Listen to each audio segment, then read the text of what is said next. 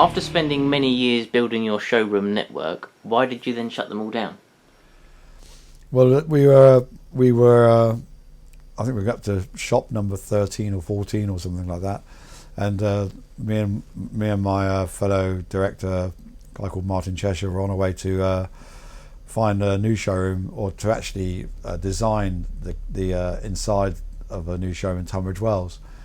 And what had happened was, in refurbishing one of our other showrooms, and giving the job of the organising the refurbishment of that showroom to the local Hastings manager, so Hastings showroom, he turned it into a building site for the duration. It took about 4 or 5 weeks to gut it, redo it, and reopen it again. And the place literally looked like a tip for 4 or 5 weeks. So people were turning up, just seeing a pile of rubble behind the shop front, and then walking away again. But something strange happened. The strange thing that happened was our sales didn't go down; they went up. So we thought, well, how can that be? How can our sales, go up as opposed to down when the showroom was such a disaster? Well, it turned out that our sales force, which I think about 6 strong, working out of the showroom, went to work instead. So rather than just dossing around in the showroom all day, they actually got off their arses and went out banging on doors, or going to visit customers, and trying to get some extra business, or find some recommendations or whatever. Because it was so uncomfortable, they didn't doss around in the showroom anymore. So that was the first thing.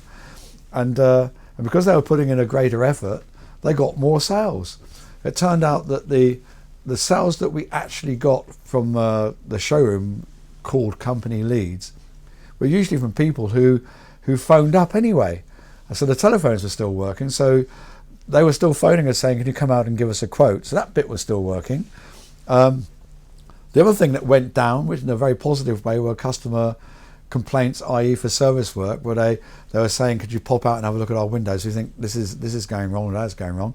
So people were turning up thinking, oh, they must have shut their shop, and they'll disappear, and didn't bother to get a weekly update on their products, whatever it might be. So service calls went down, sales went up, and we didn't have any loss of leads. So it questioned the whole existence of an incredibly expensive showroom network. And I was discussing this with Martin on the way back from Tunbridge Wells. It going to be costing us a fortune to gut it. It was a butcher's shop, which we're going to have to convert into a double glazing showroom. We thought, how can we make this bloody place interesting? So we didn't, and we came back. The seed had been planted in the brain, and then later that year we shut down our entire showroom network. People thought I'd gone completely mad.